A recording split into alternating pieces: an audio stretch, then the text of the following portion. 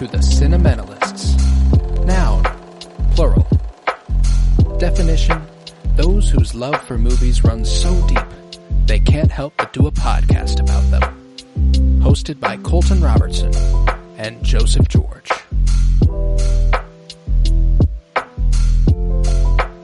Hello everybody and welcome in to the Cinementalists. We are back on our franchise stuff this week and for the next month and a half with Alien, the whole of the Alien franchise. I'm very excited. We are starting with the first movie, titular to the entire franchise, Alien. Mm-hmm. It came out June 22nd, 1979, written by Dan O'Bannon and story by Ronald Shusett, directed by Ridley Scott. I'm Colton Robertson. I'm joined by Joseph George. What's up, homie?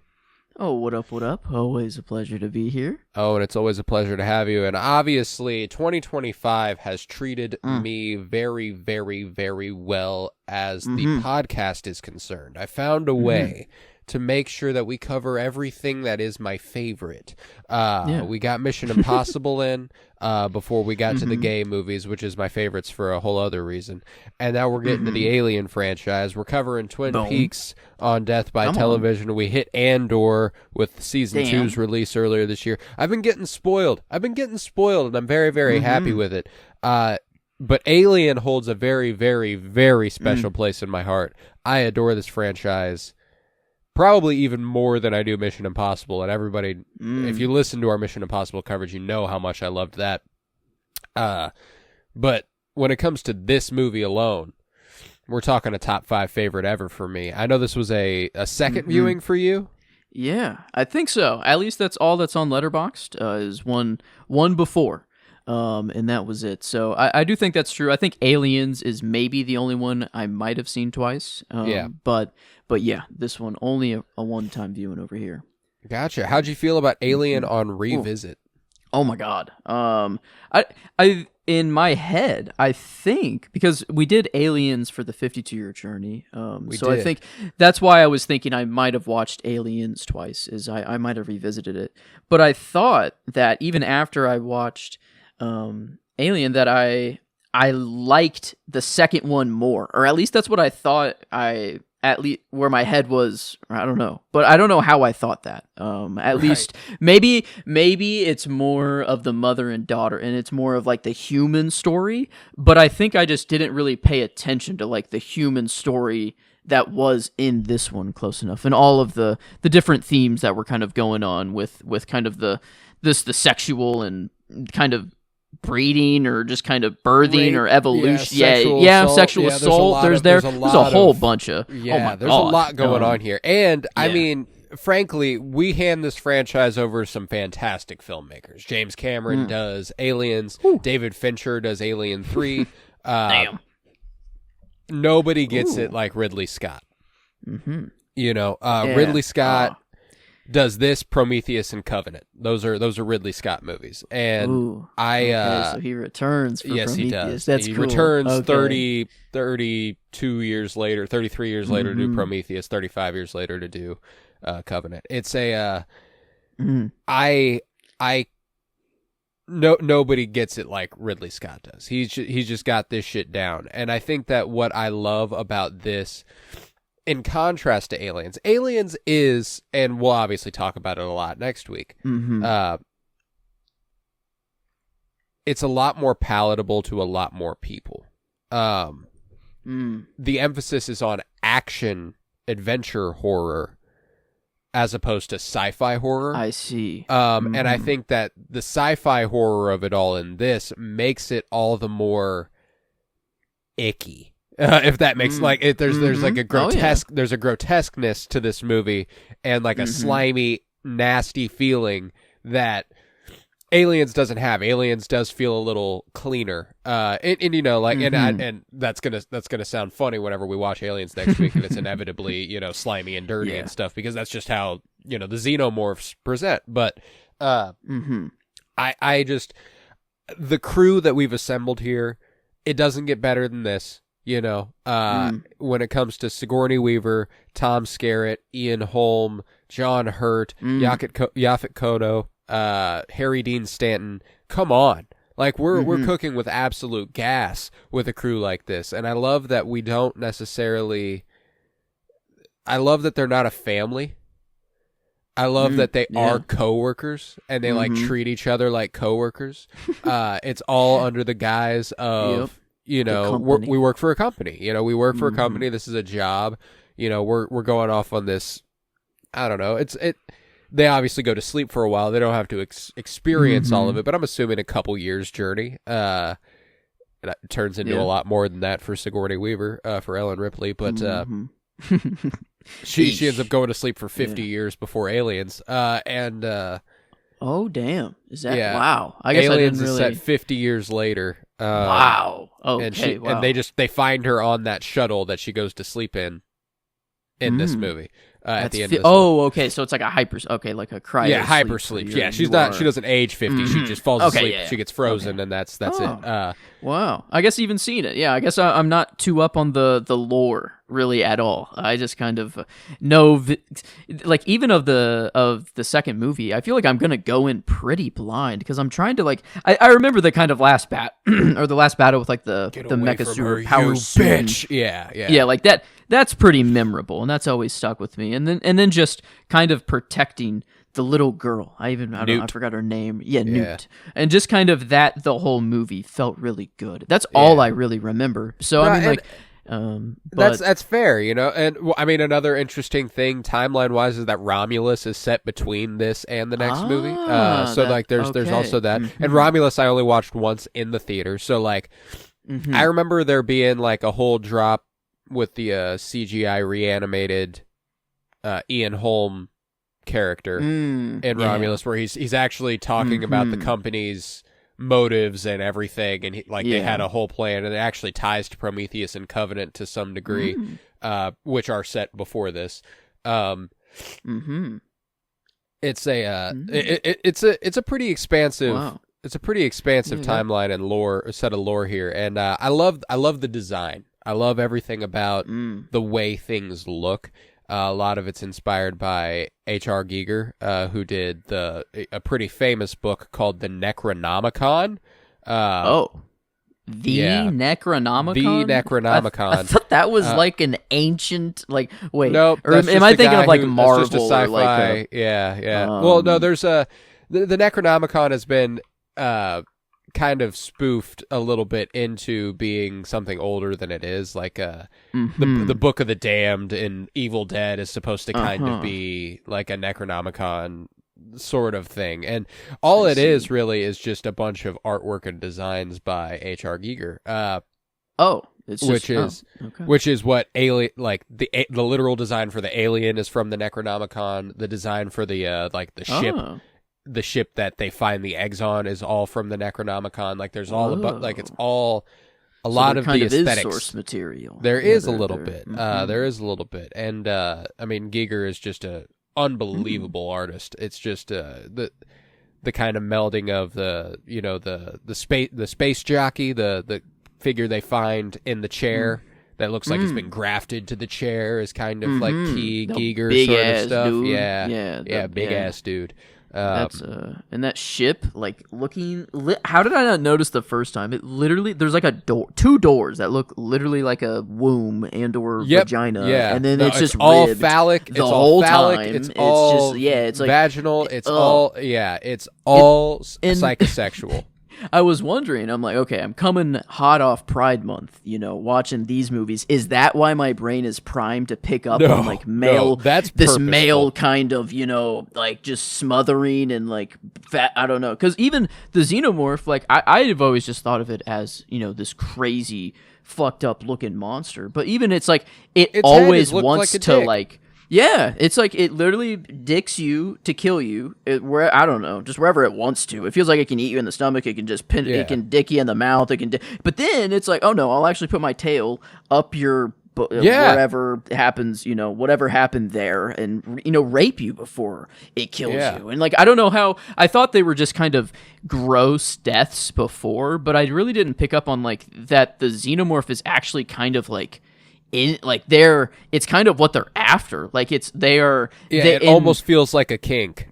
Yeah, and they know, like, I think the perfect example is where what's the crew's name? Let's see. It's Parker and Lambert. Brett. Lambert. Gotcha. Yeah, it's Lambert's whenever the chick, yeah.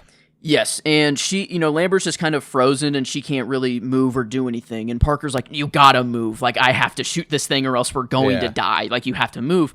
But the xenomorph, or like the alien, like, it knows this. It knows that, like, since these humans have emotions, obviously Parker's not just gonna fry Lambert as well. Right. It's just standing there knowing this, like, playing with them. Like, and it's like, I don't know, it's much more, intelligent than I once thought before. Yeah. Like, I thought it was just a monster just out to kill and just going off like kind of base instincts, but maybe it is just its base instincts, I don't know, but it feels like I think it's why they've managed to pair off the Predators and the Alien franchises a little bit, like they are, like the way that Ian Holmes' character Ash puts it, they are the perfect organism, their purity only matched by their hostility. Like they are killing machines, but it almost feels like it's and even all the time, even the couple times I have watched the franchise all the way through, it's not something so simple where you'll be like, oh, well, obviously they just, like, this is why they do it. This is why they do what they do. Like it is just, there is element to it where they are a wild animal to a degree, and but they're hunting. They're not defending themselves necessarily. Like they want this. This is what they live for, type shit. Yeah. I guess that was the only difference I think I remember in Aliens, is that the mother was kind of like protecting her own. Yeah, she was protecting her horde, as it were. So, and that's kind of not counter theme to the xenomorphs, but at least as far as Ash thought them to be, completely devoid of emotion and just pure raw survival sort of thing. But the protecting your own, I guess, is I don't know, that's the first time that it's not quite like that. And I wonder, like, this, I don't know, the company, I guess, they seem to know quite a, I don't know, or at least that's their goal. They don't give a fuck about the humans. They don't give a fuck about the crew. Not one bit. They want the crew to get incubated, or kind of like a thing. And I wonder, like, because Ash, knowing that he is an android, or the whole time, knowing that he isn't a human the whole movie, the first time, it was an epic twist. And whenever that, like, it was, I'm like, man, this dude's just kind of weird, or what's off about him? I couldn't quite place it, but then he does that the thing at the beginning of the movie where he, like, runs in place and stuff. He gets his motors fucking going or whatever. Yeah, the fucking, and then, but watching it this time, like, it would, I don't think like a performance nod for the whole movie, but it was at least the performance that I was noticing the most, because I just knew the reveal and I was watching every little thing he was doing see, even like, right before John Hurt, right before the famous chest burster scene, whenever they're sitting there eating food and Ian Holm is just watching him, like Ash is just looking at him like, yes, it's like a scientist just taking in all the data, and that's all he cares about. And it feels like he was sent by the company. Right, like he wasn't on his own initiative. Like, he isn't just an android, he whatever. For so the company, for sure. So he's sent by the company. So, like, the company programmed this into him of, like, just watch and just observe. But he also has this sexual something urge to him as well. Why would he sexually assault Ripley at the end? Like, why he doesn't just try to kill her like that. He tries to shove a fucking magazine in her mouth. And I guess, like, he might not have a dick, so, like, he could have, like, that could have been what it was going through his head of, like, he wants to sexually assault her, but he can't because he's an animatronic and doesn't have a dick. So this is the closest thing, is like just a magazine rolled up. I don't know. It's a power thing, Like, I do think, I don't think his express motive was to sexually assault her. It was to assert his. Well, no, I'm because of the movie and because of the psychosexual nature of it. Yes, that is the tone it takes. But I do think in Ash's mind, it is about asserting his power over her. I see. And the way that but not manifests itself in this movie is a rapey scene. I see. Which I mean, I think it's interesting to think about the fact that Ash is programmed, you know, he is gendered, you know, also like he thinks like a man, which I think is interesting. That's true. That's why I think at least the point I was like, him coming from the company is that it's just the company's programming in him that brings it out. Like, it's all of just the, you know, we don't, I guess, I don't know, maybe they dive into who the company is and all of that sort of stuff more. But, like, Wayland, I feel... Yeah, it actually gets a name later on. It's no longer just the company. Okay, good. I kind of like that because it feels like they... You know, the xenomorph is, if you look at it on paper, like, oh, that's the bad guy, or that's the villain of the movie, but it's like, well, it's actually Ash. And then it's like, well, no, it's actually the company, in the grand scope of everything. Yeah, the xenomorphs end up just kind of being a weapon. You know, like or a resource that they're trying to mine, almost. You know, like the xenomorphs, I guess, like they're just an alien creature that happens to be like the perfect human killer, you know, sort of thing. And then like, don't kill them because then your spaceship is done and good luck.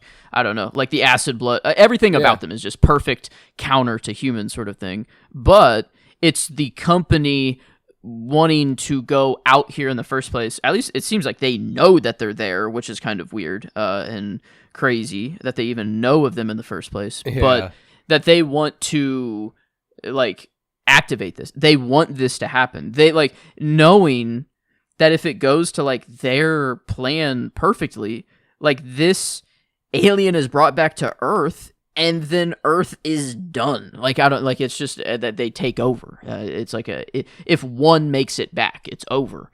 And so it's like is that the company's goal, is to like actually just fucking rid humanity, or were they just dumb enough and thought that they could control it? I think that's the idea, is that they have the hubris of a multi-trillion-dollar corporation that is under the impression that if it's under the sun, they can control it.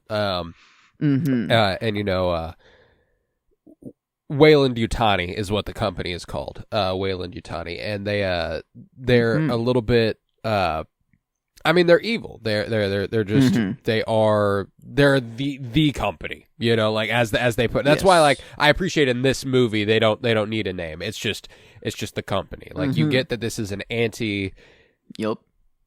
its heart, an anti-capitalist story, which is kind of hilarious. You know, like we get the commentary from Parker and Brett about not getting equal pay, even though that they're we get a automatic class set up with the underdeck crew and the upper deck crew. You know, like there is there's something already built into the structure of the ship and something built into the structure of the crew that automatically makes you go, okay, well, they're all pawns, but even in their setup, they have a hierarchy. Yeah. And it just makes them have the illusion that they have some power or something better than someone else. So I don't know, be okay. And the company, but the company, I guess I really hope is kind of, maybe it's not explicitly shown, but at least the theme of it, that it's like it's the true root kind of, like just the greed and kind of the whatever they thought could have happened. Because I wonder how much like Ash, he says he admires the, like they're perfect. Right. They are like, and it makes sense for him being artificial and and then seeing a creature that can like make new versions of itself with like, I don't know, like and just become better over time. I feel like it makes sense. That's why I do think, earlier when we were talking about Ash's motivation in the scene where he's attacking Ripley, I think he's doing his best to emulate them, not a human. Like, he is doing something that a xenomorph would do, not necessarily what the company has taught him to. Like, he's almost learning from them a little bit, and he's just not capable of doing what they do. But that's kind of how, like, because he immediately is like, I admire them, like, immediately after that, whenever he's like a severed head, which is a great effect, by the way. I love. He's full of cum. If you, in case you needed more psychosexual stuff going on, whenever just one drop of white liquid trickles down his cheek and stuff. Yeah. No, and then it's everywhere, and literally it's as he's dying, you just hear like the noises that dude is making is crazy. I don't know, was insane, criminal, and but then just got his head whacked off. But yeah, him being like you have my sympathies at the end. You know, he's like purely mocking them, and I think like it does play into like trying to be the xenomorph. Like he is trying his best to be a xenomorph, even whenever he's just an animatronic and whatever. But the one thing I did pick up on is that he drinks milk the whole time. Like homie's downing milk. Is it like all the milk whole time inside him? That's what I'm wondering. Is like when he's dying, is this just the milk that he's been drinking to act as a human, sort of a thing? And like it's not actually some I can't remember in Romulus if white fluid, like I was trying to think if like there is white blood fluid or white in fluid. The aliens okay, and the one that's in Aliens, because that do one they gets have a ripped name in for half. them? Yes, they do. I can't remember what it is right now. We Oh, learned it in Aliens. Yeah, I know, it's bugging me. It's like a oh man, it's just a quick word. It feels like, and anyway, but Ash was at least a really cool. Like Ripley and Sigourney Weaver is kind of just the highlight of it all, no matter what. Yeah. But with the rewatch and knowing Ash's storyline, it was just really, really cool to pick up on his little things throughout the whole movie. And I think it's like it was Synthetics, the first, by the way. Yeah. Synthetics. Oh, synthetic. Yeah. Yes. Okay. So yeah, the synthetic white blood, I guess, is actually for real. So it wasn't. I don't know. Maybe in Alien, I'm gonna be watching. Maybe in Aliens, this is what they just do to fit in. They just drink milk. Yeah. They think it's the most human.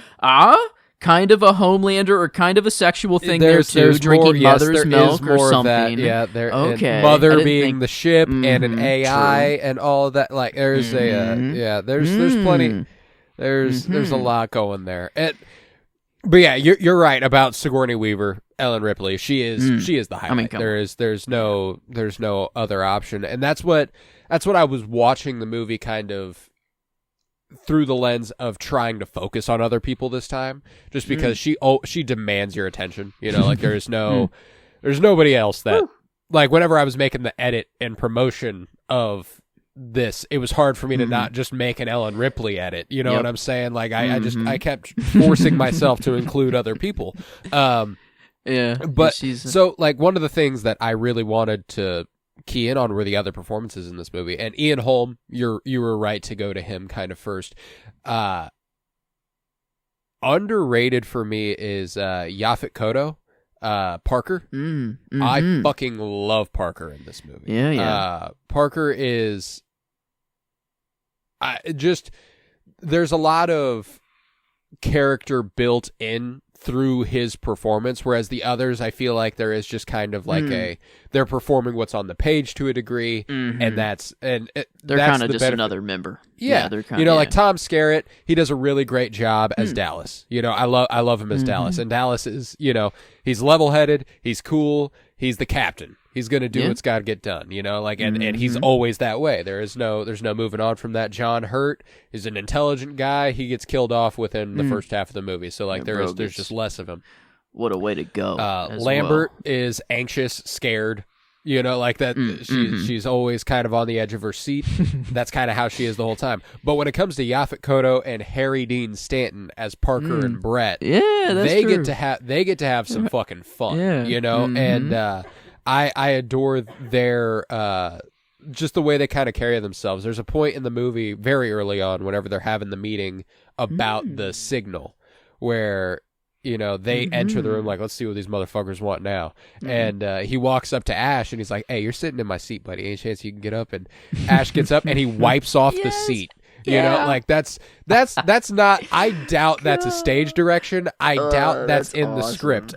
I feel like that's an actor choice going, what? Fuck fuck this is icky. He's either corporate, white, icky. I don't know, or all the above. Just get out of just like this. He's Ash. Just kind of was clearly a non-human. I don't know, but from the jump. Well, there's actually a line in the very opening whenever they wake up and they're all sitting around the table and their voices are overlapping and stuff, and one of them goes, "I feel dead," and then Parker looks at Ash and goes, "Anybody ever tell you look dead, man?" Like. Damn. Yeah, Ash. He's I don't know, bros. Just. It makes me. I guess I am trying to differentiate how much it's just Ash's own directive versus how much the company is has a handle over him. I don't know how individual synthetics kind of are. Don't think. And this is. I'm not going to lie to you. I'm going to give you a little hope here. This is something that the franchise deals with eventually. This is something that we will get into a little bit. Now, when it comes to this movie in particular, a lot of that, like, I watched the first half of the director's commentary by Ridley Scott last night and a little bit this morning. Unfortunately, didn't have time to finish it all, but I got plenty of insights. Where, like I said, he did Prometheus and Covenant, which are prequels. It's very clear that even in 1999, when the commentary was done, 20 years after the fact, he didn't have any of that planned. He's like, yeah, okay. and he's like, don't ask me why this works this way. He's like, I don't know. And eventually he comes up with something for it. But I'm assuming that there is at least seeds of an idea. But when it comes to Ash in this movie, I get the impression that there's obviously a certain degree of individuality. There's a certain degree of him having to make the choices he makes, like attacking Ripley the way he does. But I think almost all of his motivation is company based. I think that all of what he's doing, I don't think he's doing it out of his own curiosity. You know what I'm saying? Like the moment he lets them back onto the ship, that's because that's what the company wants. That's not because he's like, I'm just kind of curious to see how this works. No, they need the alien on the ship, so we got to get the alien on the ship. He was even kind of waiting to see if Ripley would let them in on her own first. Yeah, he was do like, it please for just do it. Like, please. He's like, all right, fuck, whatever. I'll open the door. He's like, all right, well, it's got to happen anyways. So it's right. Yeah, it is very clear that he is on, like, he has very clear directives or that he has to follow. Just getting a xenomorph back onto the ship, I guess. Right. But the if the company's goal is to capture this thing and to have it I don't know. It was maybe the goal is just to have it on this ship, and so it can't get anywhere, and that they just know this ship would be overtaken, sort of thing. Right. But you would think if the goal is to capture and securely not have it infect anyone else, that you would actually send not what seems like a grunt group or like a low class I don't know why. It's because at least the mother room where that computer is, it's so much more advanced than everything else everywhere, I don't know, on the ship. And maybe that's just to be well, it's the AI, it's smart, it's mother. It has to look a little more complicated, but it feels that this crew was just expendable and that it was more of well, actually this crew they could live, actually, but more of they were hoping they would die or be more infected. Sort of thing. I think that when it came to, Emily asked me this question while we were watching it last night, which was, if their mission was to capture, if their mission was to go get one of these things, why wouldn't they just send 6 androids? To not even have the threat of being infected. To not even have the threat. And my answer at the time was that it's just, it's less expensive. It's less expensive. They are more expendable than the synthetics. The synthetics cost more, therefore they're more valuable to them. There's a chance that they all get impregnated. And then they have more xenomorphs. It's just all these things end up adding up to the the idea that they end up again, I think it's hubris on the company's part to think that the humans won't fight. And even then, I think that they think the xenomorphs are just going to kill them. Like there's no competition at hand here. Because I was thinking, like, at least Ash is so just on the data collection mind that's all he cares. He's just like, well, let's just see what happened. Actually, who cares? Let's go on the planet. Let's bring it back in. Actually, let's leave it on his face for a little bit. Why don't we? And sort of thing. So it feels that they just kind of maybe it is that they don't know, and it is just like, well, what would happen if a xenomorph interacted with a human? Right. It's like, and it's much easier to have it happen on the space, to not be your own people, whatever, just these expendable crew. And I don't know, because this, I guess, fear of being impregnated, as a man, it's right. I don't have that fear walking around the earth that I live on. But then the instant that it's like, oh shit, of like some, and obviously like if it's not like if a woman gets pregnant, it's going to be a baby eating out from the inside and blah, killing the mother. Right, it's not like that, but it did kind of wake me up to that thought of just kind of like oh damn, like yeah, once you are pregnant, your body is different, like forever. Yeah. Like I don't know, like that is a crazy change, and like just it does fundamentally change your chemistry. Yeah, and that's I do think that there's obviously plenty of commentary in the movie about the forced impregnation, of the face huggers and everything, smothering somebody until they are pregnant, and then they are violently violated. Like that's it's pretty on the nose, and I think that I think it's handled with a lot of really, really impressive effects work also. The chest burster scene is unbelievable, and frankly, the look of the face hugger is crazy. Like on his face, like it's so gross. It is so. That is the I usually don't get icked out or don't have nightmare fuel from like creatures or anything horror. It just kind of gets me. I don't know. It gets my fake adrenaline boosting in ways that nothing else can. But this face, the idea of something that just wraps around your face, it claws onto your head, you can't even get it off, and then it chokes you, and then it's also just shoving a whatever the fuck it's called down your throat and that's it's impregnating you through your mouth or through the foot. It's like no, and then to have the visual of the baby popping out, and it's like well, that isn't the xenomorph that is like Kane's son, like, which Ash says, which is like a fucked up thing to like as a human. You're like, well, no, that's that's just another one of the. But it's like, well, it got me to that's think. What's super interesting about the face huggers in their relationship to xenomorphs is that like the eggs. Oh, they're a different eggs species? Don't birth xenomorphs. Xenomorphs are a result of facehugger and human interaction, I think. Yeah. It is just the facehugger that comes out, and then the xenomorph is what is born from Kane. That's true. It isn't just an evolution it's not a xenomorph from the get-go. Because the facehugger's dead. They dissect that thing. They oh shit. Yeah, that's why I'm like, I'm curious if a facehugger latches on to, say, a predator. Like from the Predator franchise, do you get a Predator-esque xenomorph, or is it like no? Yeah. Okay. I can see where maybe Prometheus is going. I can see the lore implications. I've connected the dots. These things. But man, no, the design of all these things, I mean, is, I guess, maybe coming from the Necronomicon, which is cool. That's crazy.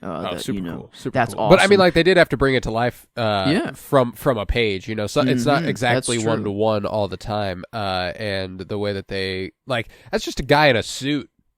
Yeah. The xenomorph. Yeah. That's crazy. That's like, that's an incredible costume, and I think that one of the most beautiful parts of the movie, whenever it comes to the design work, is the little baby alien that bursts out of John Hurt's chest. Yeah. Cool behind the scenes story there is that none of the crew, and I mean the crew in the movie, Sigourney Weaver, all of them, they didn't know what was going to come out of him. Or they didn't know exactly what was going to happen. They just knew that like they were shooting a scene where the alien's born. Let's see how it happens. So John Hurt, whenever he flails on the ground and then the first and like the blood just kind of seeps onto his shirt and they all just kind of pause for a second and look at it. That's them all going, That's like, yeah. And then, yeah. And the way that they set that up, like it's a fake torso. A blood-soaked shirt, John Hurt's actual head coming up through the table, kind of looking like it's connected to it. So he's and his arms are actually flailing about and everything. Like it's a really incredible setup. And then they shot the alien through the shirt. And the way that they did it is like they just soaked it in blood. So like that's why the first thing is just blood, so that it was easier to get through. Wow, that's awesome. It's just it feels like the more icky it could get, they just put it in. Like it was because even every time anything would come out of the mouth, they always like had this goo or this. It was wet. It was always like even water the baby that's just constantly like.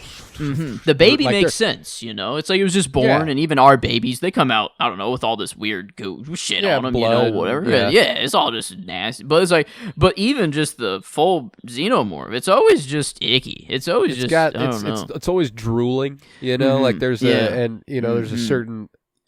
Man, there's a certain connotation to that as well. I didn't even think of the like. Is it like? I thought of the xenomorphs as like a completely different thing, but it feels like it's actually just is it the worst of the human thoughts that are coming out, sort of a thing. Right. It's like taking all of the good out of a human and just making it this pure death monster, instead of. Yeah, because and imbuing it with alien DNA that makes it impervious to attack a little bit, because like at least as far as this and Aliens is concerned, the only way we kill aliens is or xenomorphs is by ejecting them into space.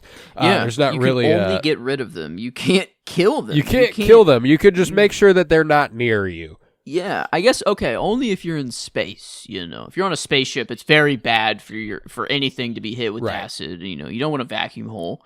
But if you're just on a planet, you should be able to shoot these motherfuckers. Yeah. So I guess it's only because they're in space. So I really don't want one to get to Earth, because it feels like if one does, GG sort of a thing. Yeah, I can't wait for the new series coming August 12th titled Alien Earth. So that feels like that's really scary. Yep.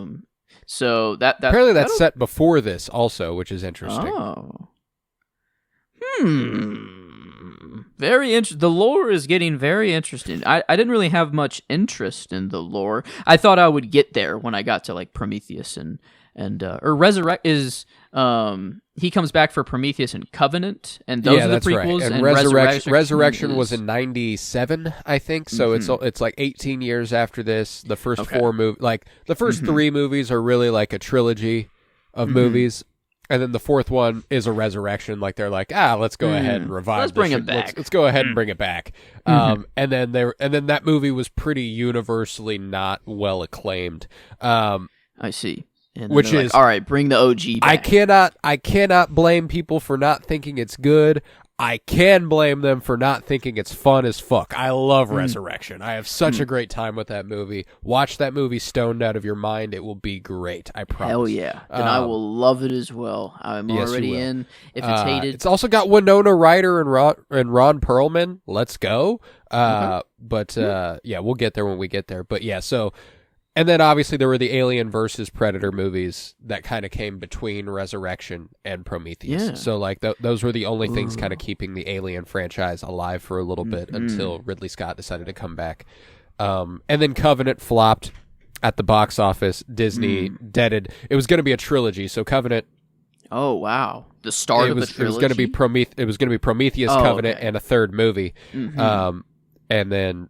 Disney didn't want to move forward, or Fox, 21st Century Fox, which I think got bought by Disney around the time, and then all that good stuff.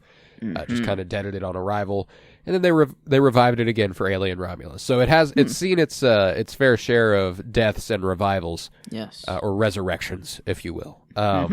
Yeah. Okay, that's good.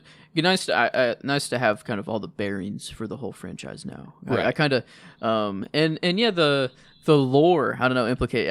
I kind of thought of them as very singular kind of movies, even with this kind of lore, which is a cool background thing. They all don't really seem to kind of I don't know, like need to build off of the last one. No, and they don't really. It is fascinating that like it's not until Prometheus and Covenant that you really get a sense of them being like, okay, now let's really think about how all of this connects. And everything else is just kind of happenstance. Like the universe that's built is just sort of like it is a little Mission Impossible-esque. Aliens doesn't concern itself a great deal with what happened in Alien, aside from it's like the literal events. It's like, this happened on this ship, Ripley survived, now we gotta go fight more aliens, and she's like, you're fucking stupid, why would you find more aliens, that's so dumb, like it's and then that whole mission goes.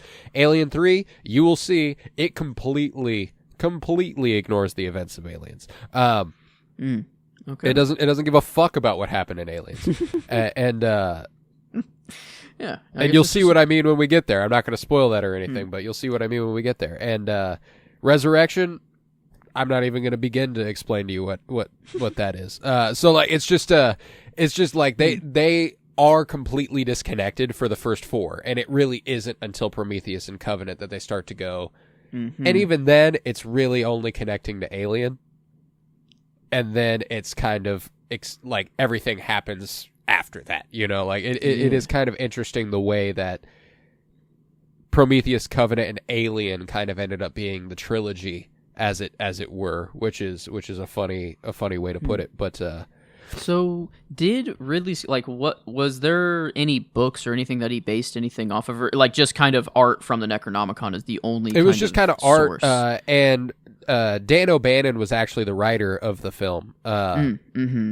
And he was just kind of a pulpy sci-fi writer who came up with this idea. Wow. And was like, this is good stuff. I think we should figure this out. And Ridley Scott was the one who happened to direct it. This was Ridley Scott's second movie. Damn. Holy his crap. His next movie would be Blade Runner. So he did a pretty great run. Yeah, he did the thing there for a second. Still does, and he's like 90. Yeah, this it feels like it's meant for a book, or kind of like sci-fi. It feels right, books, or whatever. But I don't know, sci-fi to me, it's like it's not what movies are only meant for, but it's just a perfect, like, you can't do sci-fi like I don't know, like anywhere else, like a movie, like if it's done well. 100%. Like I've read a few great sci-fi novels. Like there are genuinely incredible sci-fi books. But a faithfully adapted great science fiction book as a movie is going to be better as a movie. You know what I'm saying? Like there's just so much. I guess there's Dune. It's like it's kind of a give and take. Even it's Dune, what you a lot of people regard Denis Villeneuve's adaptation of Dune as better than the book Dune. And it's some of that is due to Frank Herbert's kind of prose style. But the thing is that when it comes to science fiction, it's so expository. You have to explain so much. Yeah, so that's true. Whenever you can just show somebody without writing 2 pages of explaining what they're supposed to be looking at or thinking about, it automatically is going to play a little easier. Yeah, and that's why, like, I think this movie works so well, is that you can turn your brain off and just be like, all right, it's humans surviving and trying to escape scary monster, and that's a good enough movie as it is. Like, it's every horror slasher. This is up there with any horror slasher that I've seen. This is fundamentally a slasher film, which is incredible. And then you have this entire psychosexual madness of science fiction going on top of it.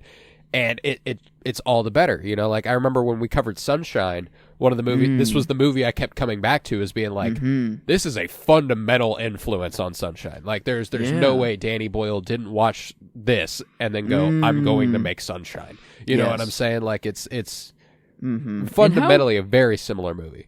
Oh, I mean, like just how creative to give it acid blood so that you can't just kill it. Like it's like like any other monster. I guess like it's like Michael Myers is like, well, you can kill him, but he's actually immortal and he'll just actually come back. Just keep living. He'll just come back to life. You can even cut. It doesn't matter. So it's like they just have to come up with some excuse of being he's just a paranormal whatever. But this is like it's not even paranormal. It's not even like a just they just won't die. It's like, well, you could kill it, but like you actually don't want to, and it makes you will be sacrificing yourself. Yeah, and it makes it, I don't know, so much cooler. I don't know, it just adds this other dynamic to it, and it makes whenever Ripley is like starting the self-destruct sequence, like she's like crying, she's like realizing, she's like fuck, she's like, oh my god, like this is the only way to do this. It's like I can either blow everything up and sacrifice myself and know it's done for sure, or I guess just keep living because that's what humans want. I don't know. It's like she's just on her survival instinct. And one of my favorite moments, like one of my favorite human beats in the story, is whenever Dallas goes into the mother paneled room and he asks, you know, how can we kill this alien? And they're like, don't have enough information. Can't compute. Doesn't compute. And then he goes, what are my chances? Yeesh. You know, he's explaining his plan. I'm going to go into the air ducts. I'm going to do this. Am I going to live through this? You know, and I love that he, like, even in spite of the fact that it comes back with can't compute, don't know. He's like, I got to do it. Well, and that's what makes Dallas a real ass motherfucker, bro. Like I do fuck with Dallas heavy. I think he is a genuinely good captain. You know, he's the first one to go in there. He's like, Ripley's like, I'll do it, and he's like, no, you won't. I'm gonna do this shit. It's fine. Don't worry. And I think that there's a really interesting dynamic between Dallas and Ripley. Like there's an obvious mutual respect there where that doesn't really exist between any other members of the crew besides maybe between Parker and Brett. Yeah. And it feels Parker and Brett, they're like, are they the only two that are kind of on the lower kind of a class? Yeah. Or like is Lambert, I don't know what Lambert, if she kind of has a higher up kind of position or whatever. Yeah, but, she's in the cockpit. I feel like she's like a navigator or something. Yeah. It feels like they have that hierarchy in the ship themselves, and they are the lowest of the hierarchy. So like just the most, even more human than the people who are higher up. Not to say that Ripley and Dallas don't have that. No, but they're they so are. Human, they're the everyman for sure. And they, I don't know, just have that kind of, the higher up you are, the more disconnected you are. It's not like on a degree of actual, I don't know, global scale or anything, but I think on this microcosm, it kind of does show that like the lowest faction of the crew is actually the most human, or the actual most, because you're right, like they're the two actual characters of the crew, other than Ripley. All the other people are just kind of there. Like they're archetypical, you know, like they are just kind of they do things that like that character would do this, you know. One of my favorite things about Parker and Brett is that they are right all the time. They're always correct, and they're never listened to. You know, Parker going, why don't you just freeze him? Yeah, and that's freeze this motherfucker. You know, like let's not even fuck with it. Put him in a goddamn pod and let him sleep it off. You know, the fact that they all this is one of those just kind of like, wait, what are we doing here? You know, they all just immediately ignore the quarantine whenever John Hurt wakes up. So funny to me. They all just go, let's go see him. You're okay.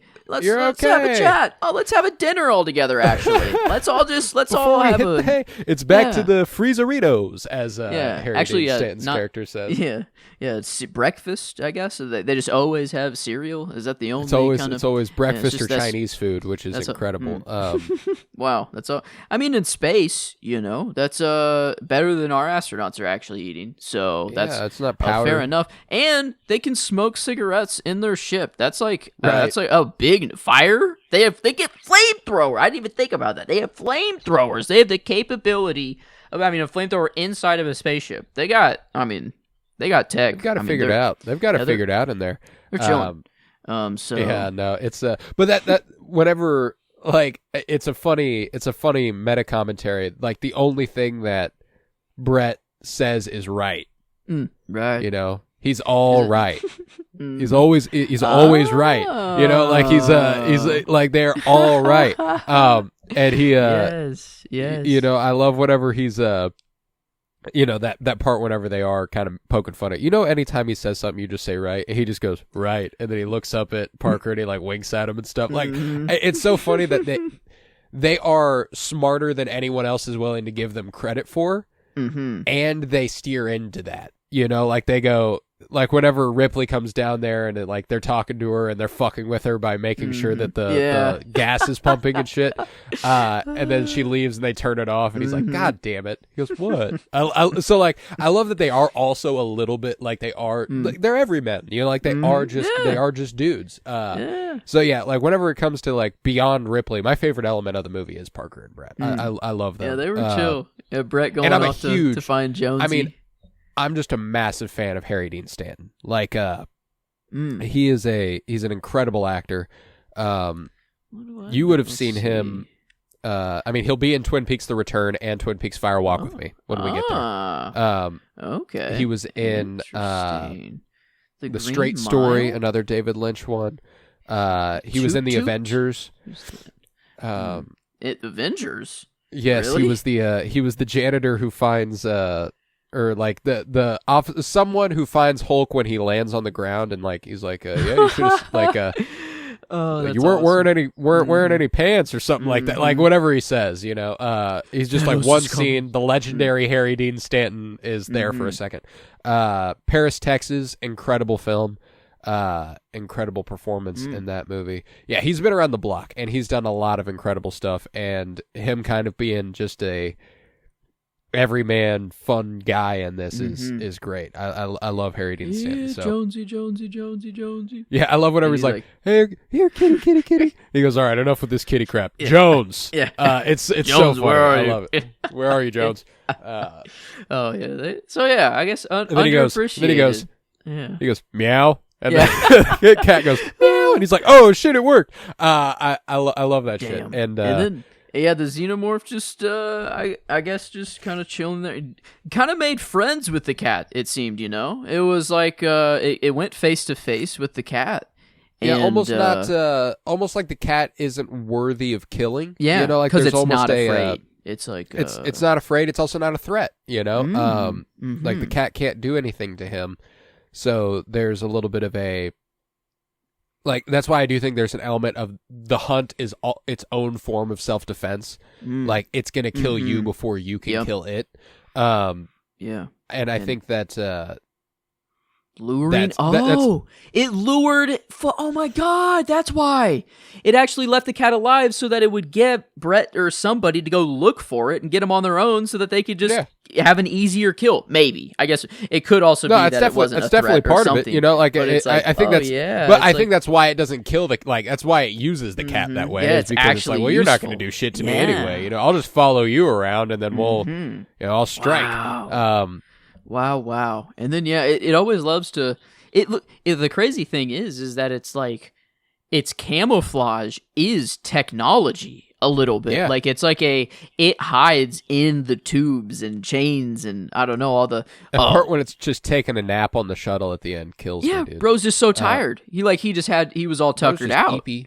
Yeah, so like too much sexual assault for one day, and then you had to just kind of take a nap. Like, what is it? Like, it's. I mean, I guess. Well, and it's clearly pretty fucking smart. It got on the escape shuttle. That's true. Yeah, it's like maybe it thought that Ripley would realize, well, like, what the fuck do I actually do? Maybe it was just like, well, I'll go in the pod, or I don't know, and maybe, I don't know, like, it was just kind of like, well, it thought it had checkmate over Ripley a little bit of, like, just being in the escape pod, but, Right. yeah, it I don't know, just kind of falling asleep, or just laying in there, though, was kind of crazy, but I love that it is kind of, like, technology based, even though it is I don't know, it's like even though it is organic, it's got that sleek in the piping sort of feel. Is it is it just a really big skull, or is it a really big brain, or both? Is it like a really big helmet to protect its body, or is its brain mega? I want to see the xenomorph cross section. Is what I'm interested in. You can look up a xenomorph skull. There's one that appears in Predator 2.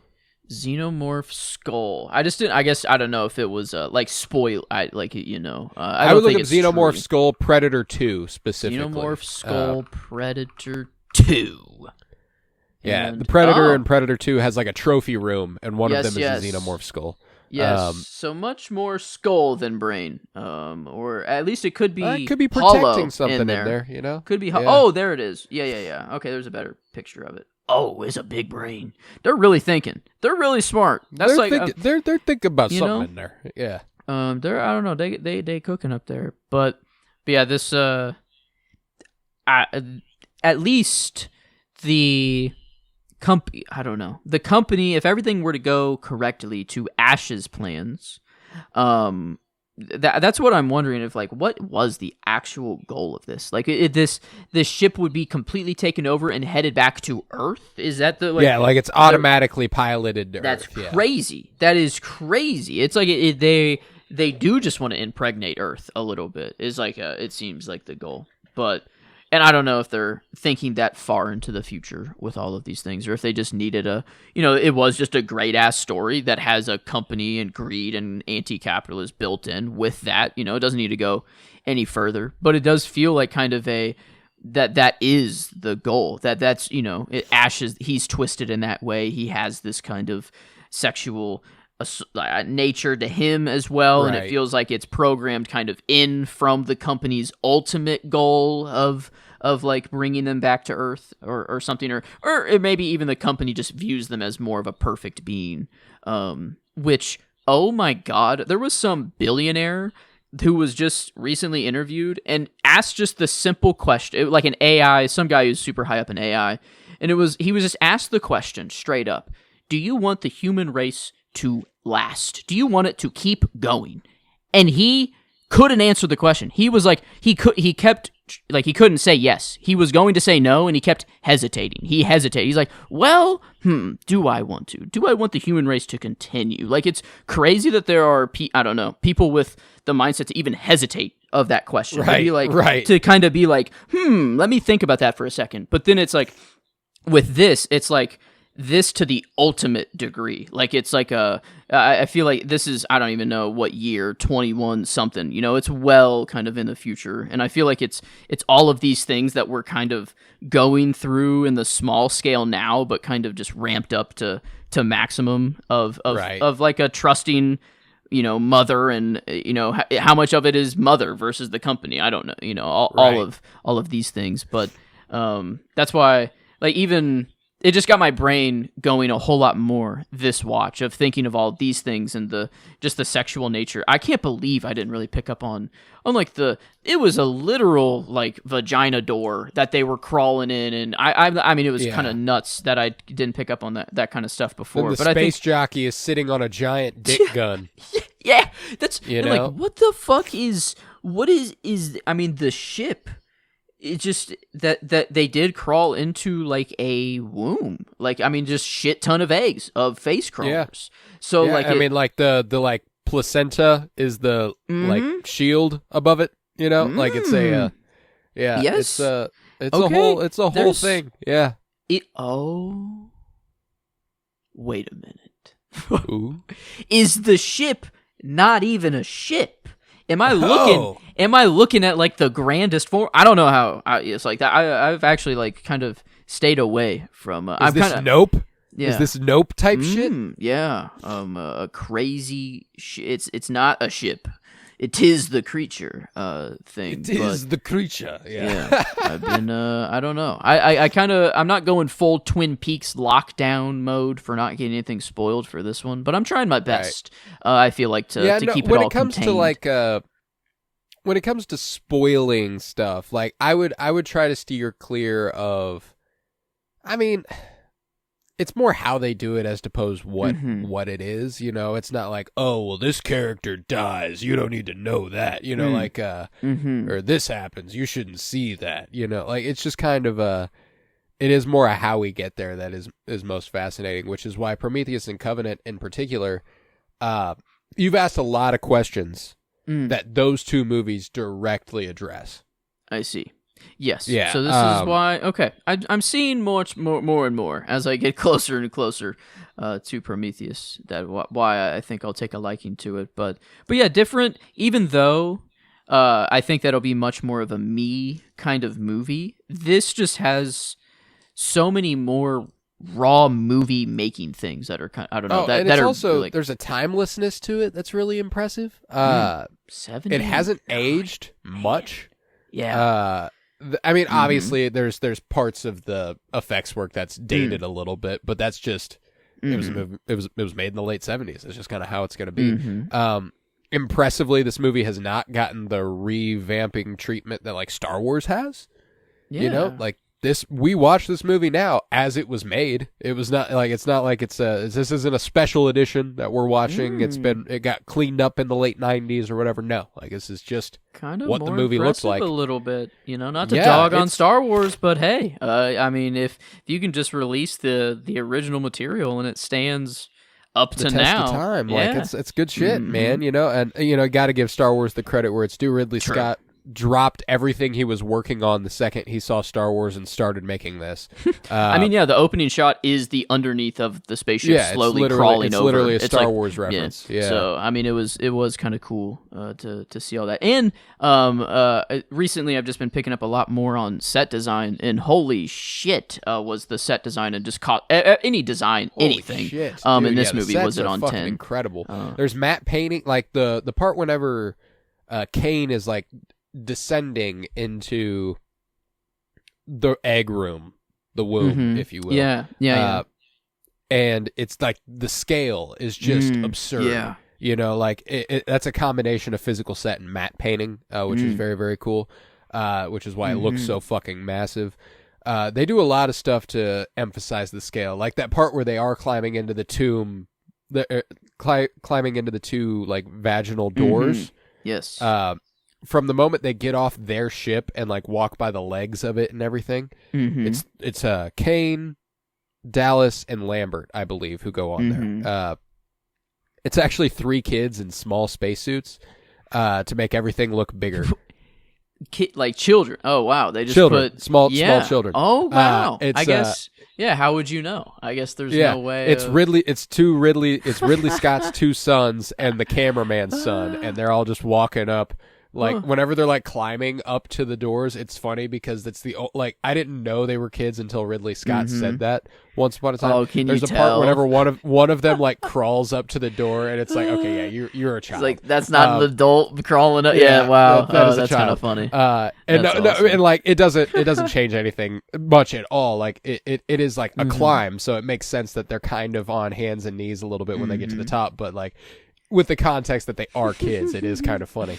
That's awesome. Wow. But yeah, so like they're half the size of grown people. So like it's crazy how much that would affect the scale of it. It's like if they were twice as tall. Oh yeah, totally. Like yeah, that's just sells the shot so much more. Oh, yeah, like crazy. And that was what was really cool about listening to the director's commentary is like whenever they're descending into the atmosphere or ascending off of the planet and they're all like shaking, like the ship shaking. That's just Ridley Scott shaking a camera in front of them and the actors just bouncing around while they deliver their lines. You know, like, and he said, and actually on this one, we just had 2 stuntmen just shake their seats. You know, Wow. and he's like, yeah, you know, like some stuff, it's just like if it works, it works. You know, like that's just kind of how it's gonna be. Man, I love that. Like it feels like Babylon harps on that a whole lot of like before sound was a thing, you just made anything work visually that it just had to work and it didn't matter. It could be chaotic. All the sets were kind of wild and things were just kind of spur of the moment, it kind of seemed. And whenever we made the switch to, I don't know, how we make movies, it feels like we've lost that still though. Like that the movies with, you know, like this example here, where it does seem that things were just kind of like, well, it kind of works for the movie even more. Like, I don't know. Yeah. It feels like it looks like they just legitimately used just gross I don't know, like just gross shit for the actual practical stuff. And it's like, why not? Why not just use like,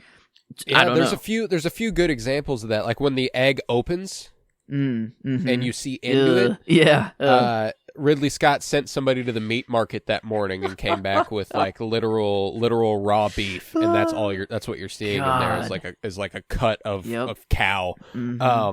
Whenever they're dissecting the face hugger and it's, you know, it's laying on its back and Ash is poking around in it, it's oysters and clams. Like that's what you're seeing, just kind of all layered and shit. I bet that smelled great. Yeah. Well, I wonder watching it back if you can see on their faces if they're just like this shit's. Yeah. Well, it kind of works. I mean, it works both ways. Like I don't know. It's gonna be nasty no matter what. Yeah. I mean, just whatever it feels, you know, it's just less of, well, we'll fix it in post. It's like, well, no, well, actually we're doing it now. Like we are finding the solution and getting it on film, like before it is even thought of fixed post-production. And you know, it was funny listening to, go ahead. Sorry. I was going to say they obviously have like visual or like post-production-ish shots where they're, you know, doing miniatures or bigger, grander things, but it's still very practical, even whenever it is like they're thinking of the version of doing it in post used to be like, well, we'll film a miniature against a matte painting, which is like, that's still incredibly physical, you know, like that's you have to think of the post-production while you're filming, actually, instead of just being like, well, we'll solve it later. So it's like, I don't know, all the work has to be done anyways. But yeah, it's just impressive either way. Like back then, it's more impressive. Oh yeah, it's ludicrously cool. And like you were speaking to the set design, one of my favorite sequences in the movie is those first like 3 minutes before they wake up. Whenever we are just kind of, they're setting the stage, you know, they're showing us the ship, and it almost feels haunted. You know, you got Jerry Goldsmith's music kind of playing over it, and then we get to that part in like the communal room where the like little chicken's sitting on the table and it's sitting still, and then it starts to move. You know, like there's there's almost something haunted about what's going on, and then the doors open, and you know, like it's just so you can get in there and you can see, but like in the context of the movie, what's happening there, I don't understand why the door opens. You know, like there's a cool foreboding nature about that whole sequence that lets you know that you need to be on the edge of your seat. And I like whenever a movie can just immediately set the tone that way. Just know like this is the way things have to be. This is the way we have to set the tone. And a lot of that I do think is owed to Jerry Goldsmith's score. I think you know, what's really cool about this movie is that the chest burster scene doesn't happen until like halfway through the movie, or like close to it anyway. And then the movie gets all the more claustrophobic after that. It's so grand and massive at the beginning. Like the scale is so much bigger, and then every room in the last half of the movie feels like it's closing in on you. I didn't quite notice that. I don't know. That's totally right. I don't know, just the feeling of it can be around any corner. You just never know. Yeah. I don't know. You go around any corner, it's going to be right there. And most of the time it is like just waiting above them or in the wall or like, I don't know.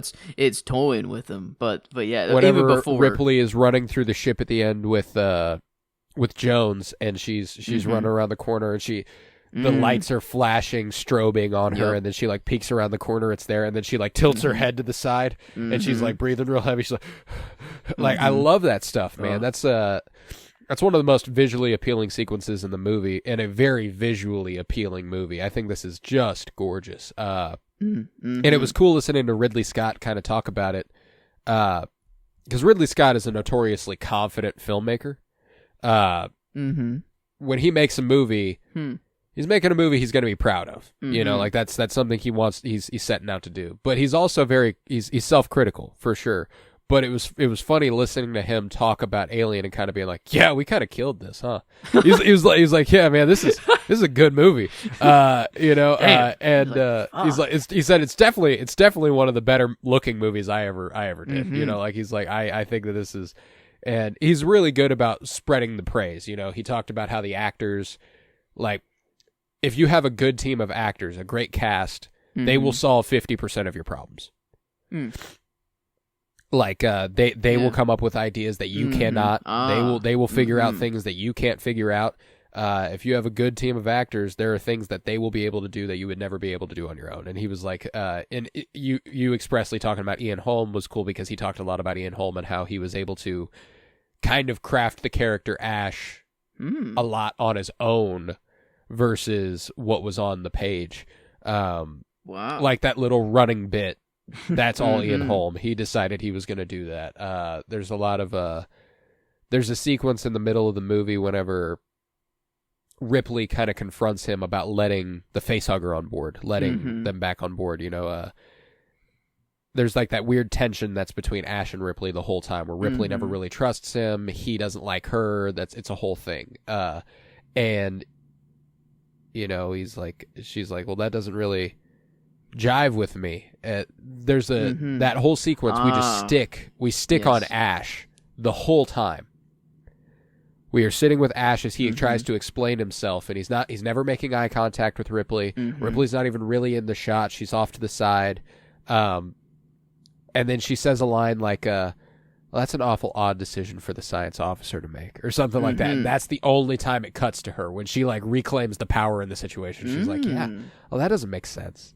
You know, like she when she gets critical, she starts being the boss. Like it's there's just a lot of really, really great editing and visual choices. And I think that when it comes to a movie like this, I have a tough time even perceiving flaw. I have no complaints about the movie, which is, and I mean that genuinely. Usually I can be like, well, there is this that like could be better. Maybe I'm sure there is. You know, I'm sure there is. I'm blind to it. You know, like I can't see it. I do not see. I think it has, you know, 50% of the problems with the crew and actor, and then it's just when you have sets that look like that. No matter what angle you set the camera up, and you're just with the lighting they have, the fog, the atmosphere that they just set up. It's like there was one shot of, and you know the tension is high. They're on the hunt to actually try to capture the facehugger there, but they actually find Jonesy instead. But it's right before they find Jonesy. When the light's pouring in through the door. Oh my God. The camera's just there for like 30 seconds. I don't know. They just leave it there. And they just walk in the room super slow. And it's just a long-ass shot of just the light all being there. And it's like, that's all they had to do was walk into the room and look at every angle and act a little afraid. You know, they're like, there could be a face. And that was actually explicitly one of the scenes and shots that Ridley Scott, when he was commentarying the movie, was... He goes, and when you have sets like even sets like this storage room are gorgeous, you know, like there's just he was always really, really, he expressed a lot of gratitude to like the stagecraft and the people who built the sets and everything. And it's just, I mean, it's gorgeous. It is a beautiful, beautiful movie. And that is one of the best looking sequences. Like one of the best shots in the movie is the shot of the cat's face whenever Brett gets killed, and it like zooms in on Jones kind of watching it happen. Yeah. That's why it's like, maybe there was something more to the cat. Like, maybe the xenomorph fucking, I don't know. They spoke, you know. They have an understanding. The cat was like, hey, I want to watch that. I will lure that dude in for you if I just get to watch him die. I kind of have this weird thing with cats. They're really cute, and they are good pets, but I do think that there's this deep down, I don't know. There's something more to them that I don't understand. You think there's something to the Flurkin idea? Flurkin? I guess possibly. I don't know about Flurkin. Whole that. More just like a deeper rooted evil, not evil, but like a dog. I don't know. Dogs became man's best friend naturally through literal nature. But cats have always just been on the sidelines. They never had a mutual beneficial relationship. So I don't know. It feels like they're more just manipulative rather than the unconditional dog love that is there. There's always something to a cat. They got something more going on behind their eyes. And they just, I don't know. Egypt has this connection. They're just ancient, and dogs aren't.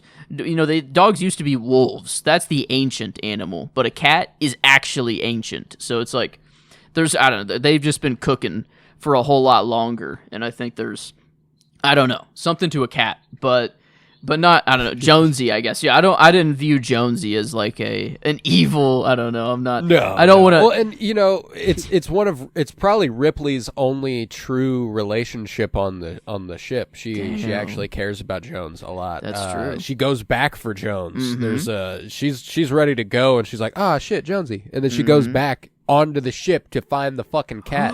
Jonesy's in the pod. Wait, does Jonesy wake up 50 years? Is Jonesy in Aliens? I guess I didn't even think of.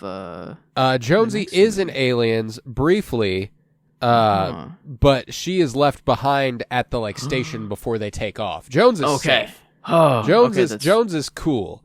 We're good. It does look like the is it not is the Flurkin that is in Marvel? Is this like the same looking cat? Yeah, it's. I think the cat's look in Captain Marvel is expressly inspired by Jones. It feels like a nod, at least now. It almost certainly is. The cat's name is Goose, which is a reference to Top Gun, of course. But there's someone who was in Top Gun in this cast that I was looking through. I forgot who it was, but I'm like, what? They were in Top Gun? Tom Skerritt, probably. I think. I think Tom Skerritt was in Top Gun. Yes. He was in MASH as well. Oh wow. Duke Forrest and MASH. I forget MASH, I guess, but that was such a long time ago to watch that. But yeah, Viper in Top Gun. Yep. Let's see.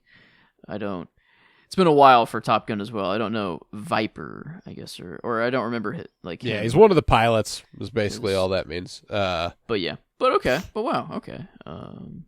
But I guess I forgot. I mean, John Hurt plays Kane. Love me some John Hurt. Don't feel like we gave him enough love because he is so talented. Yeah, he was the main character at the beginning of the movie. Like you're believed to be that it's like, we're following this guy. Like he's the main dude. And then I feel like it makes whenever I came into the movie, even the first viewing, I knew Sigourney Weaver was actually the main character just because of her prowess and just she is the franchise, and she's the face of the franchise. Yeah. And so even though that they present John Hurt as the main character and following him, you're kind of supposed to follow him a little bit. He's the first one who wakes up and everything, and yeah, but it's kind of quickly. I don't know, Sigourney Weaver just, whether through the script or just her own prowess, I don't know, or just her own presence just kind of takes over anyways. Yeah. I feel like. Yeah, no, she definitely steals the show, but yeah, John Hurt, I mean, he would be in The Elephant Man the next year, David Lynch film, in 1980. He played The Elephant Man.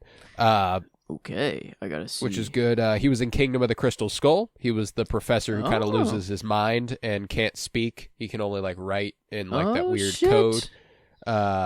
That's him. He was in V for Vendetta. No way. Yeah, he was. I feel like he was He's V. I don't. Probably no. Not That's Hugo Weaving. But he's like the fascist. Oh, he's like the fascist. Damn. In that sucks. That sucks. He was the fascist in that movie expressly because he was in the movie adaptation of 1984, where I believe he was the guy who fought the fascists. So it was kind of this fun little, mirror. Well, I guess if you're playing a fascist in a purely anti-fascist movie, then you yourself are likely anti-fascist. No way. It's definitely possible. Mark Ruffalo and Mickey 17. Yes. that guy's not a white supremacist who's ready to colonize anything. I hope not. Mark Ruffalo, if he is, he's really committing to a bit where he is expressly against that and very vocally. Because if there was ever a time where you could be honest about wanting that sort of thing, it's now. That's true. I mean, yeah, it's but no, yeah, I do think Mark Ruffalo's just plain, yeah, I don't know, but John Hurt is what I was who I was on about. I just really adore his portrayal of Kane, and even though it is brief, it's also not the last movie he's in where an alien bursts out of his chest, which is which is cool. Dude gets it again. But he's actually playing John Hurt in that one, and it's in Spaceballs. That's okay. That's awesome. Yeah, there's the bit at the end of Spaceballs wherever the alien pops out of his chest and goes, "Hello, my baby, hello, my honey," and like dances off of the screen. That's that is expressly John Hurt coming back to reprise this. That's awesome. Yeah, which is incredible. Wow. I mean, yeah, because quite the moment. I'd say in the theater. Holy shit. Was he, I guess before this movie, was he kind of like a big deal? Like, was he the actor? I wouldn't say he was a big deal, but he was, he'd been around. He was, he'd been acting for a long time. In Lord of the Rings? In 1970. Right before this, he was the voice of Aragorn in Lord of the Rings. The animated version? I guess so. So, I guess maybe... I don't know how big that animated thing was, but that's at least the only thing that looks big before. I mean, it's right before Alien, but I don't really... Midnight Express, I mean, that kind of sounds familiar. I don't know. But yeah, I was in A Man for All Seasons, which was a pretty big deal. He looks like quite the working actor. I don't know, from freaking 62 to I don't know what. Yeah, so that's kind of crazy. So I guess he was just in a lot. I don't know, but Sigourney he was Weaver, a solid working actor. This probably did kind of elevate him to a different status, though, is where my money's at. But this was like, or did Sigourney have anything before this, or was this like her first big? Sigourney Weaver. This was a breakthrough for Sigourney Weaver. Yeah. So I guess like people would have thought John Hurt was the actual big talent versus Sigourney. Like if you were to watch this in when it came out in theaters, that you would have thought like the main character of being John Hurt is much more believable than Well, and also Sigourney. Not to mention that it is in a she's a woman, so there's automatically he's the first one to wake up. He's the first person we set our eyes on. You do assume this is going to be the main character, and watching this movie knowing Sigourney Weaver is the heart of the franchise, she doesn't feel like the main character until pretty close to halfway through the movie. It's the alien pops out of his chest, like whenever John Hurt dies, he has to kind of die. You could make the argument that whenever she goes, "No, you guys need to quarantine," like there's a little bit of there's an individualism that is on display that you're like, "Oh, cool, like I do like her." Or, I'm sure there were people in 1979 who were like, "Oh, come on. Quit being such a woman about it," but no, no, Sigourney Weaver, just, oh my God, this is dude. She's something, and also just is this? I've heard the Bush that she urban legend. Oh, so it's not actually okay? Because I was wondering. It's not true. It is an urban legend. The urban legend, for those who do not know, is that that Ridley Scott and the crew for Alien, they were gonna have her shave her bush in the last scene where she's in nothing but a tank top and panties. Yes. But she refused. She didn't want to because she's a feminist icon and such. Which is fair. That's a fair assessment of Sigourney Weaver. Gotta keep the bush.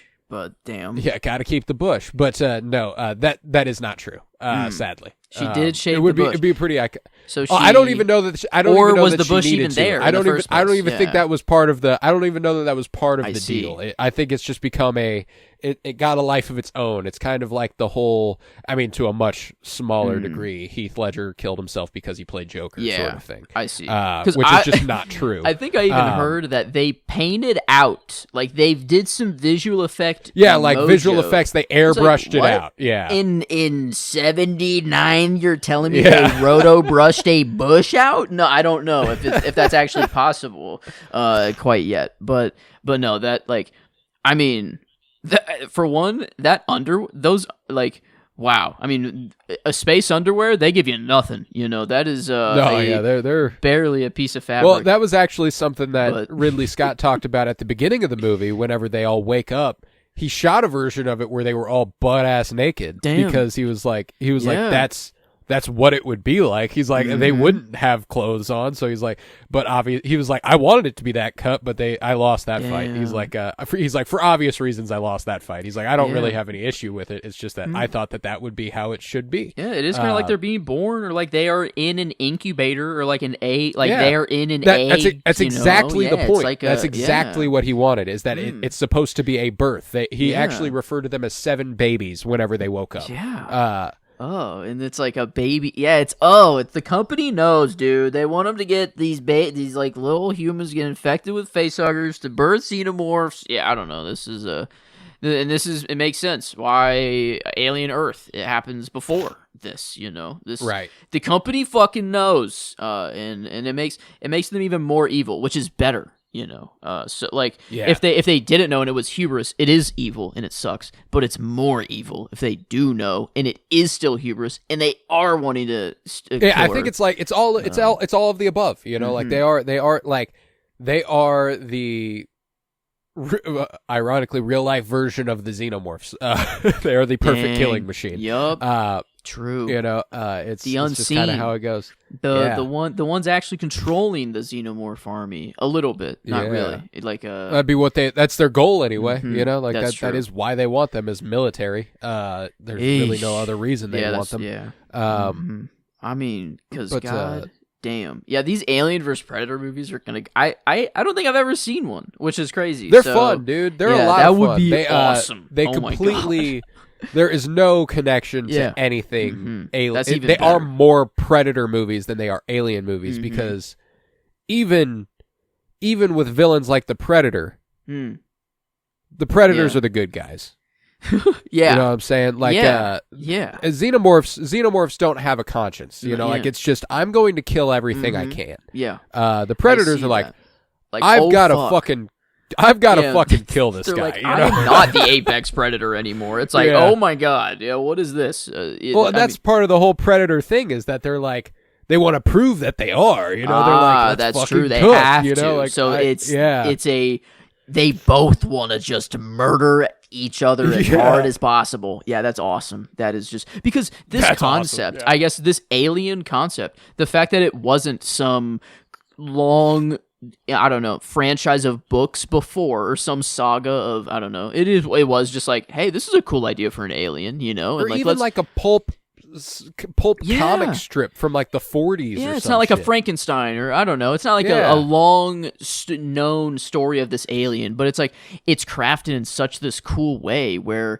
whether they knew it or not, it births this, I don't know, this world of possibilities of like it feels foundational. Yeah. Yeah, it's awesome. I don't know. So yeah, this like it makes sense that it stemmed into a franchise, and it helps whenever the first movie of the franchise is this good. It is kind of like a Mission Impossible, where the first movie, even though 6 is holy fuck, 1 is still on a different level in like the filmmaking and the time it came out and just kind of in its own shell. A timelessness, you know, like that is the classic or a classic anyway, you know, because you could absolutely make the argument that Aliens is also a classic. But for wildly different reasons, which it again does make it very comparable to the Mission Impossible franchise, where you're like, they helmed by a new director, it's a new vision, it's a new vibe, and they're acting in the same world. Like I think it's a lot of fun. I think it's a lot of fun, and yeah, we are dealing with a franchise here for me where we peak early. You know, we do hit the highest points here. We're gonna take a little break. And then we're going to hit the highest points at the end, and then we're going to take another little break. That's kind of how I look at it. And it's whenever it came to Mission Impossible, it was like I had the tier system where I was like these two, and these two. You know, like that was how I kind of paired them off. For me, it's this. and then all the rest of them. Yep. Yeah, exactly. Just, aliens at the tippy top of the pyramid, and then and then we can work on the others from there. Because and I'm excited to view them again with talking about them in mind, because it did allow me to reevaluate the Mission Impossible franchise a little bit whenever we talked about it. So I'm excited to revisit Prometheus and Covenant, which I have not watched but once. Aliens I've seen a couple times. Alien 3 and Resurrection I've only watched once. Romulus I only watched in the theater. So like everything besides this and Aliens I've seen once, which is a lot of fun. And my first watch of this was actually in a movie theater last year. Damn, I'm jealous of that. Got very lucky. Saw Challengers the next day, actually. Damn, that's a back-to-back. That's two good, in theater, good. Or just you watch it in theater. Man, yeah, that's a great back-to-back. Yeah, they were celebrating the 45th anniversary of Alien last year, which is why it was in theaters. So, we'll catch it for the 50th, 2029, baby, if we're still around. True. We got to make it there. We got to have the EMP and the not go off. We got to have the technology still alive. Yeah, we got to have it all out. But it will whenever there's a part in this movie where it says like interface 2037. 2037. Uh-oh. And I was like 2037. We're going to get there? Really? That's true. Actually, that's possible? Well within our lifetime. Actually, it should happen. The amount of time it'll take me to get to 2037 is the amount of time it's been since I was 13. Fuck. Yeah, like the time. I mean, like you just double your lifespan. Like I'm already at 2050. Like by the time I'm, that's kind of crazy. If I just live again, and like that's a real year. What the fuck? Yeah. That doesn't make sense to me. 2050? That is out of a sci-fi book. But that is out of a sci-fi book. Well, 2020 was also, like 2020 was like we'd have flying cars and I don't know, and everything could be figured out in Utopia by 2020. But I'm curious what year Alien is set in. Let's see. What year? 2122. Okay, so yeah, so 100 years in the future. We got a whole other generation, a whole lot of. We got a ways to go. Actually. We got a ways to go. I mean, but that's only like two people. I don't know. Pretty wild. Like 2 human lifespans, and then we're here, which maybe we're actually. That's not that unreal. I don't know. Like I don't know. It's really weird to think of how far we will get. How we'll be able to go to any other planet by any time soon. I don't know. But that once that happens, that's just such a change that is like we will have this as a possibility. Who knows if an alien species is out there that can actually bleed acid and kill us perfectly and I don't know. It's like not a good possibility, not a good door to open. Well, and also like we're going back to like not just lore, but kind of like in-universe implication is that like what kind of people, like who are Wayland Yutani hiring for missions like this? Like I'm assuming none of them have families to go home to. Like are they preying on people? Yeah, Mickey Expendables, 17s, like but just actually they don't come back to life. They're just expendable like one that. time expendable. Like you're going to sleep for a couple years. Yeah. If you have kids, they're going to be 4 years older when you come back, totally. Oh, fuck. That's true.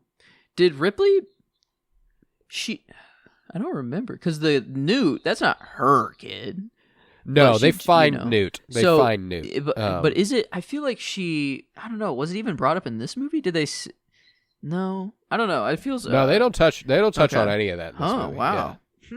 Yeah, I mean, it does make a lot of sense. I mean, if she's sleeping for 50 years, that's a. Yeah, if she had a life to go back to, it's gone. Yeah. Damn, man. Yeah, that's space travel. I don't know. That's why, I kind of hope cryosleep just isn't even a thing until I'm dead. I don't even want the option to think about it, like the to have that option to just fast forward time. That's I don't want to have to grapple with that decision. I don't want it. I don't want no Futurama shit. I don't want to like go into a tube and then like accidentally sleep for 100 years. Yeah, you know? you wake up. Yeah, you're fucking in the mega future, and then you just have absolutely nothing. And as a former pizza delivery guy, that awoke a specific fear for me. Dang. That's what he was in his human life before? Yeah, he was delivering pizza, and he was delivering to an address where nobody was, and then he got tripped and fell into a cryo sleep chamber and slept for his whole life. Wow. That show's so... I need to rewatch Futurama. Dude, I love Futurama. It's so fucking funny. But man, all this to say, I guess, like, it's crazy that there isn't a book that this is based on. This was just like let's fucking make a movie. You know, let's do it. And they just... Thank fucking God they did, because this is... I mean, like I said, I'm not exaggerating when I call this a top 5 favorite movie of mine. That's... Like, and I can't usually confidently go, you know, usually I'll be like, it's top 100, you know, like, and that's, if you're top 100, you're making a good movie, you know? Yep. I'm confidently asserting that this is a top 5 favorite movie I've ever watched. Yeah, it's just that for me. I love it. I love it so much. And when I saw it in the movie theater last year for the first time, by the way. So like it's not like I have a long spanning relationship with this movie. It's something that's relatively new. Like I saw Aliens first also, and then I watched this and I was like, It's like me with Tron Legacy in the first one. It's like, wait a minute. Why didn't I know that the first one was actually just so much better? Gas. Yeah. And so, yeah, it at least got me to look at my Letterboxd list of my favorite movies, and I haven't really touched it in a couple months or so, and just realizing how different it actually is, like looking back at where everything is placed. Oh, it's so, like, it just... But maintaining a favorite movies ever list is just so... That is tough. It's an ever-changing tapestry, man. Like, that is going to evolve. Yeah. Because I don't know how we might be approaching a time where we need to revisit that subject. I know we did... Shit, when did we do our top 100 ever? Top 100? Was that I feel like it was a January... Was it a January thing? I don't know why January... We did a top 100 of the 20s this year. We've done a top 100 favorite movies ever list. That's okay. So yes, I don't know, which wouldn't even look at all like the one that I published. Yeah. Very, very different. Which I don't know. It's nice. Top 100 movies. This was August 2023. Was the start of the release of it, at least. So. That would have been, we're coming up on 2 years ago. God damn. Yeah. Okay. Very different list, but that's for sure. I think at the time we were like, we'll revisit this in like 2025. So maybe there's something. Here we go. Maybe that's something to think about. Yeah. Regardless, I love this movie. It's like I said, one of my favorites ever. It's all downhill from here. No, I'm just kidding. It's all. Again, true. I love the franchise dearly. We've hit, like I said, one of my 5 favorite movies of all time. So we're peaking early for me, but there's still so much to look forward to, and I can't wait to explore the Alien franchise with you, my friend. So, yes. Oh, I'm very ready. I think with that, I can do the plugs, and then we will rate this movie on a scale of 1 to 10. Spoilers, it's going to be easy. Yes, it's already in the box. We are going to go. Yeah, it's already there. It's already a 10. But we'll really officially discuss that after the plugs here. If you would leave a 5-star rate and review and download wherever you might be listening, you can find the Cinementalists on YouTube. Cinementalists. Just go ahead and look it up. We don't have video at the moment, but you can, if your preferred listening option is YouTube, it's there. I've recently started uploading this stuff to my Substack. Colton Robertson, and I've actually got it as my Substack is the Cinementalists, like apostrophe S, the Cinementalists, like I'm the Cinementalist, and this is mine. It is the Cinementalists. I use the possessive Cinementalists as opposed to the plural for us Cinementalists. So it's all very clever. Writing, language and such. I love it. But Yeah, so along with writing a bunch of reviews like I'm doing over there, I'm also releasing our movie podcast episodes. So this will be out available there. You can subscribe to my Substack, which would be a huge help. Look up Colton Robertson. Look up the Cinementalists with an apostrophe between the T and the S at the end there. I'm trying to make the Kansas City Film Critics Circle within the next year, maybe within the next 2. But the way that I do that is by getting a lot of eyes on my work. I need a lot of eyes on my work, and it's going really well right now. I just don't want to plateau. I want to keep it going, and I want you guys to go ahead and check that out. I'm very proud of the work I do over there. And I recently did something called the June Film Factorial. Credit to Joe for the name there, where I did an article on 15 movies that I watched in June. 1 movie that I wish I liked more, 2 movies that I watched on an airplane, 3 movies that I watched for family movie night, 4 movies that I'm glad I rewatched, and 5 movies I'm glad I watched for the first time. So that's my most recent article over there, and I should be getting something out this week. My goal is to do something weekly, so you should go ahead and check that out. Let's see. We're also doing Twin Peaks Fire Pod with me. Twin Peaks podcast for later the first-time viewer and the rewatcher alike. Share it with whoever has seen Twin Peaks or needs to watch Twin Peaks, which happens to be everybody. So go ahead and share it with everybody. Like I said, friendly the first-time viewer and rewatcher alike. I'm the rewatcher. Joe's the first-time viewer. You have to watch up to the episode we are currently covering, but we will not talk about anything that happens later because, like I said, Joe hasn't seen it. So, Twin Peaks, if you've never watched it, now's the time. Go ahead and commit. We're only a couple months away from finishing season 2. Then we will be covering Fire Walk with Me, and then we'll be covering The Return. So, you get a little Harry Dean Stanton if you're a big fan of Alien there. So, yeah. There we go. Look forward to that. Peaks connection. That's nice. Got a little Peaks connection. You like that? Geek with Me. That is why we are doing the Alien franchise right now, is because on Geek With Me, we do intend on covering Alien Earth, which will be in August. So in the meantime, you should stick with us through July because we'll be covering Superman over there and the Fantastic Four movie, which are coming out this month. Superman comes out next week, which is wild that we're here. God. I cannot wait. Time flies when you're having fun, baby, and I'm having a lot of it, so I'm ready for some Superman. We'll be covering that on Geek With Me, Fantastic Four on Geek With Me, and then Alien Earth on Geek With Me, and that's at least. There's no telling what we might do in between. That's just the guaranteed stuff. So that's Geek With Me, Fire Pod with me, and the Cinementalists. So got a lot of fun stuff, and it's all available to you wherever. But yeah, Substack, Colton Robertson, look it up. I would appreciate it greatly. That's just a personal favor. You don't have to pay to subscribe. It's free. It just puts a lot more eyes on my work, and I would really appreciate it. So you can pay to subscribe. That's also fine. I'm not saying you shouldn't. You absolutely can. You just don't have to. So there's that. But yeah, with that, let's go ahead and rate Alien 10. Yup, it's pretty easy. It's just kind of a franchise establisher, the gold standard that we can compare to every time we come or watch a new movie. So yeah, I think it's a pretty easy here to go back to the.